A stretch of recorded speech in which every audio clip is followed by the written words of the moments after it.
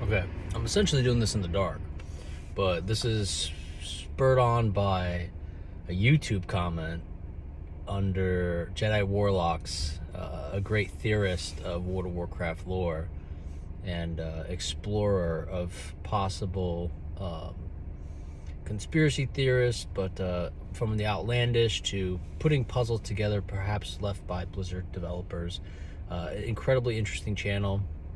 The guy is super humble, claims that he's not an expert at lore whatsoever, but based on the amount of years he's playing, and from what he's passionate about his videos, it's incredible to watch. The guy's he's too humble. He deserves far more credit out there. I hope you check him out from the WoW community. That's all to say that I've just found his videos interesting, and I would love for other people to take a look at it too.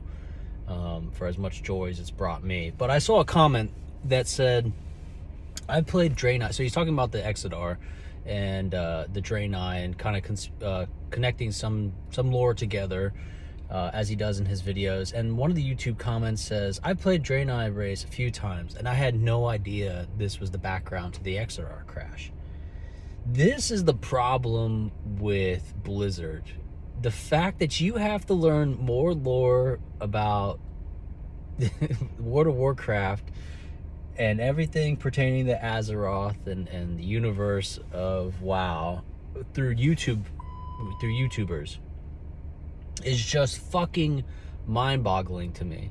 I've learned more from the likes of full motion videos, Jedi Warlock, Platinum WoW, just to name a few. I mean, Asmongold, essentially, I'm watching Asmongold, learning. A person who's played as many hours, another example, a person who's played as many hours as most people is Asmongold, and he's learning lore, and it's not like he doesn't understand lore or is interested in it. He's very much a lore fan from Lord of the Rings, as you can tell. But it's, so clearly his time spent in game, which is years, I mean literally years spent in game, and you're going to come across lore, you would, just based on that time. And the fact that he's learning things from YouTubers is such the ball's dropped. It's such a tragedy on Blizzard's part. For many of us, I started playing a month before Burning Crusade came out, and I had no fucking clue who Illidan was, but he was a badass motherfucker. And it was about, hey, okay, bad guy, let's go get him, dude. He's out in the Outlands. No idea what that is, but let's do it.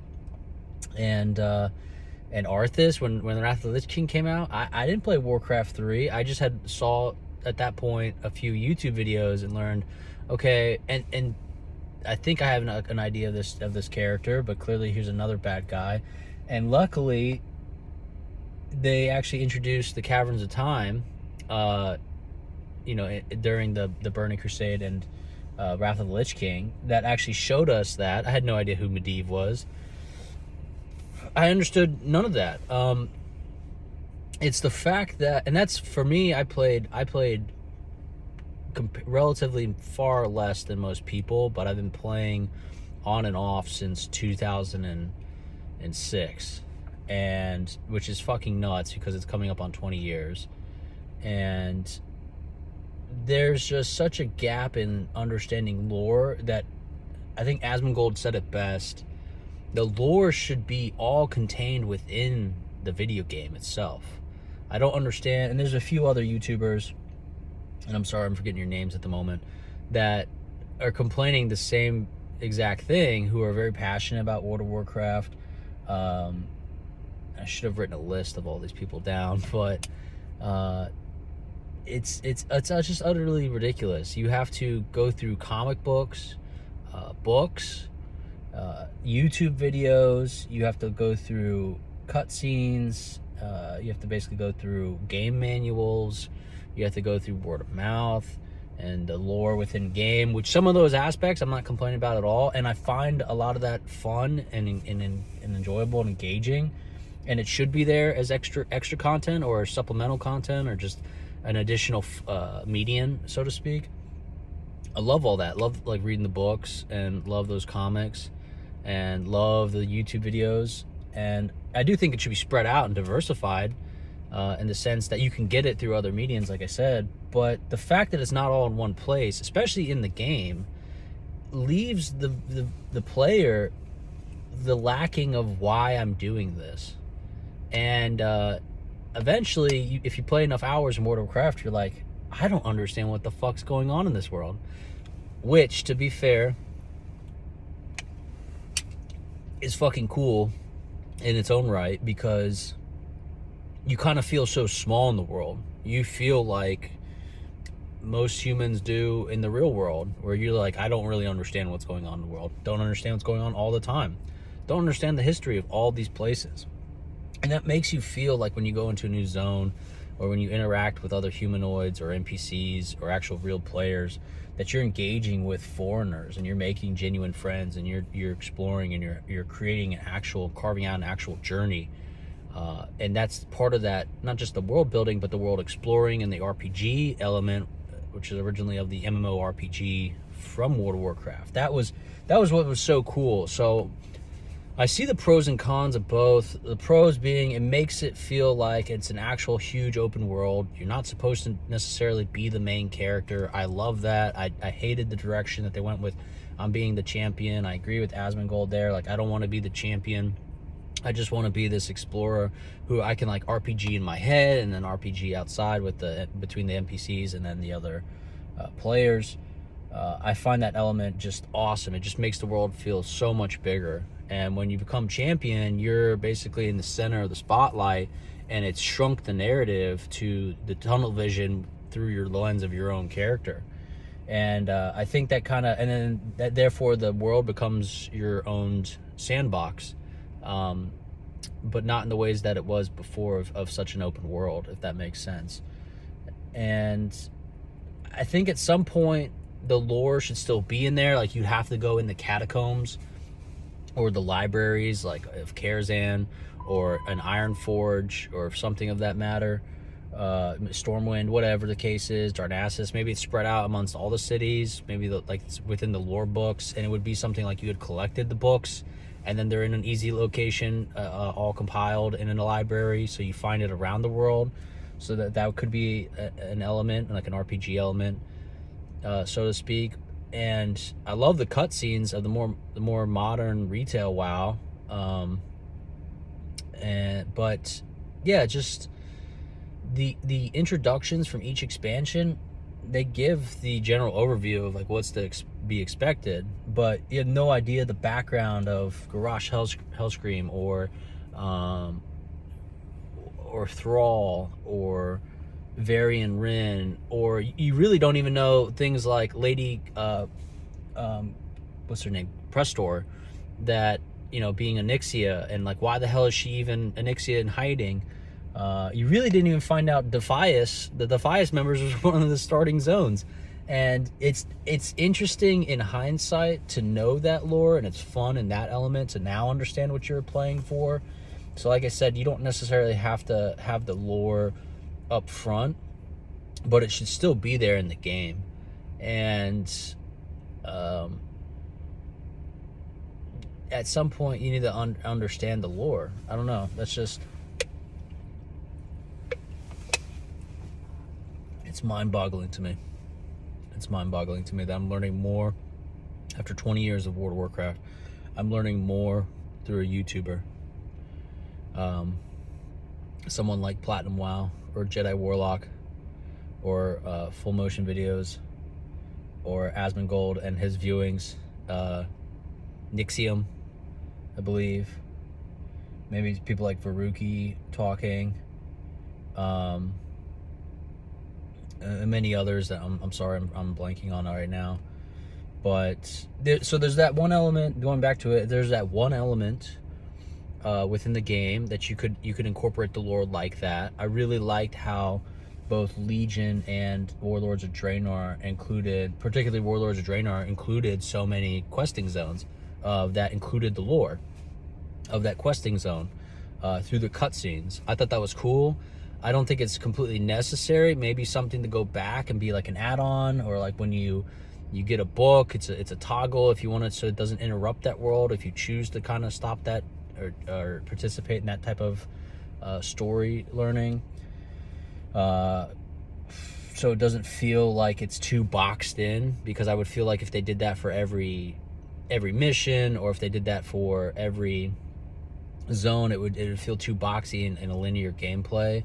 And so there's pros and cons there. Maybe you could toggle that on and off if you wish, and maybe some key critical elements. But see, for me, if you left these cutscenes for just key critical elements, everything else would kind of be like, oh, well, you're just chasing that, and it would be more a line of the I guess Final Fantasy XIV's main quest line of like, only that's really truly important, so to speak. And I'm gonna follow that, and I don't want that in the world either. I want to spend hours fishing or cooking or building stuff, and it really needs to lean into the difficulty of professions again, the difficulty of traveling.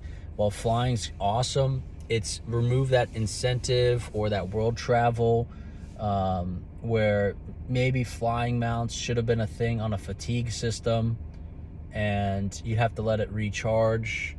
I don't know if that's fair to say, because you're getting in the elements of like, oh, how realistic do you want this game? And I don't really want to be barred by that either. So that's a difficult balance too. So I'm not suggesting one particular way, just kind of talking here and exploring some options. But I felt like that world building was left out elements for, I don't know, a very strange reason. Maybe there was an understanding that people had to play other games too, like the Warcraft series, which I would agree with. Like, you should be playing Warcraft 1, 2, and 3. It's incredibly dense and rich lore, especially relative to when it first came out. To then understand, World of Warcraft. It's why it's called World of Warcraft, because of Warcraft 1, 2, and 3. In particular, 3 really set it up for most. But yeah, this is all just spurred on by how mind-boggling it is. I mean, I started out as a night elf, and I had no idea what Teldrassil was, like why I was even there. I just thought it was, the night elf homeworld. I had no idea about that deeper lore, and I feel like that should be just introduced to characters at some point. And now I think it's just too much of a mess for someone who's played every expansion. To get a new player into this is far more difficult than, say, Final Fantasy XIV. And I'm not trying to make comparisons here. I think if you really love the game, you want to make an effort, sure. But with Chromie and the timelines, I don't even know. I get fucking lost, and I'm like, okay, because you have to compare, like, say, the Outlands versus Draenor, and then compare that time frame, like, so to speak, I guess, or Legion compared to maybe vanilla, and then where you're at in Azeroth itself, and you're like, okay, or the Cataclysm is a good example, and you're like, okay, what zone is like what when I'm in this time zone? Because now you have to essentially memorize every time zone as well. Excuse me, every zone when you're in a particular timeline. So there's that element of it, and I would like to see more cutscenes like Warlords of Draenor had. I'd like to see, like Asmongold suggested, the books put into it, all the comics, any cutscenes like that, more cutscenes, more dialogue into the game. Everything that's lore based and other Blizzard games that's pertaining to World of Warcraft, and also with comics or books or whatever, any other medium, needs to be put inside World of Warcraft. I think the game can be, this is so coping, because it's like, World of Warcraft is such a toxic relationship. It's like, it's the crazy ex-girlfriend that you don't get over. Like, oh, it'll change. Or you get nostalgic and lonely one night, and you're just like, fuck it, I'm gonna log on and pay for a month and check it out, and you're like, no. And then you feel like some fucking Vietnam vet coming back to the real world of civilization, and you're like, what the fuck is this? I don't understand any of this, what's going on here. And then you feel even lonelier. I mean, it's truly just fucking sad. And at the same time, then you have just people, I want to separate these into different videos and just be more clear and concise, but I'm having fun just ranting. So I think just a few suggestions, and I'm going to stop here, is the moment you made it pay to play you incorporated real world cash into the game, you remove the element of that fantasy or any RPG that was any thread that was remaining. Because when you go to play a video game, you are engulfed or encapsulated within the world that you're playing in. That is your imagination added into it, and it's separated from the real world or reality that we know it of. The moment you inject real world cash, you've combined the two, and now it's antithetical to what the game was even played in the first place. I want to be what my character has accomplished in the first place within that world. I want to keep them separate, because now you're including the achievements that I may or may not have made in the real world into this game. And now this game is no longer a game. It's like it's a subscription service. You've basically made it. Might as well make it Farmville. It's fucking sad. Because it's also, and I want to give some context here because I'm not explaining this well. Back in vanilla, which we didn't even call it vanilla then. I think that name's so fucking stupid. It's just original World of Warcraft. I just feel like we should all be calling it original. When you saw somebody on a mount, that was a big deal. Fuck the epic mount, just a mount in general. That was a big deal. You're like, that is a well-traveled player. I want to aspire to be that. And when you had not so many items either, which I'm not technically against, but you saw people in the raiding gear, and if someone was let me back up even more, sorry. If you saw someone level 60 just in general, you're like, holy shit, dude, you are a seasoned goddamn combat vet of this world. Like, what's up, dude? Like, who are you? I gotta be friends with you. Like, please whisper, please give me 5G. It's just, it was such a big deal to be max level. And then in addition to that, it was such a big deal to see somebody on the mount, because it's like, wow, you can explore the world so much faster. And on top of that, it was such a huge deal to see somebody in these raiding gear, because, I mean, no one knew the backstory. Maybe, I mean, for myself that was so passionate about it, I didn't even know the backstory of these raids. I had no idea what the fuck Black Wing Layer was about or any of that. I had no idea about any of the races' backgrounds. And, there was just some introduction here and there. And at the time, I'm not faulting Blizzard, but it needed to be put in later, which is, I come back to that. But it was just such a fucking chore, and it wasn't seen as a chore because it's a game. It's a game. I'm choosing to play this, and how I'm subjectively viewing it is for my time. That's worth my time to have fun, spend this to have fun with it. And to travel, to get to one place just on one continent was a big journey. It was awesome. And that's what made the world feel big. When you took a ship across to the next continent, I mean, it made the world feel even bigger. And now with the portals, and I mean, the freaking amount of portals that it makes to get everywhere, just because half your adventures, if not more, would come across from you just trying to get to the next zone or over the next continent or wherever the hell you were going. Then you'd run it across players, you'd stop and play more quests. And I'm not saying there shouldn't be an ease there, but it's become so efficient from flying and these portals alone that's ruined the element of travel that's made the world feel so big. It's made the world now smaller, which has pros and cons to it for sure. I don't always think that you'd have to do, maybe if you made the foot travel speed a little faster, whatever the case is, but it's missed out on the MMORPG element. And the last two things I'll say, and I've been ranting, and that's what this video is kind of for, is just to have fun and rant, is you had Dungeon Finder, or Raid Finder, whatever you want to call it, the LFG model, and you had essentially the ability to buy WoW tokens, or with WoW tokens or your actual money, buy in-game gold. And now you made everything so efficient that other players are able to get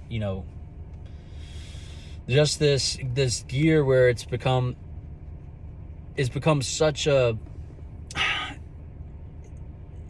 I'm kind of losing myself here because I gotta go, but it's become so easy. It's become too easy where it's not a big deal if you see somebody in this awesome armor anymore. The greens and the importance of greens should come back, because being in greens was huge. I mean, you weren't in fucking commons or whatever it was, the white armor. You were in greens. Like, that was good. Green is good. And to be in blues was fucking, you know, it was rare. And the purples was fucking epic. And now everything's purple. And so it needs to go back to, as much as people shit on the disgusting kaleidoscope of Burning Crusade and the armor that you had before you started giving PvP or raiding armor that actually looked good and matched. There was a point to that, which I think they could make better without it looking like a clown puked on you, where, you know, green armor is fucking good and it works. And when you actually come across a blue, that's important. And then if you don't have real world money to buy gold, it's a big thing to do professions and to gold farm and all of that. So now you've minimized the importance of gold. Basically, having gold has fucked up created inflation, which shows you that printing more money creates more inflation. Once again, another real world example. But now you've shown that, like, the gear doesn't matter, the gold doesn't matter, the travel to there, the journey doesn't matter, but based on the journey, and it's all fucked. And the lore practically doesn't matter.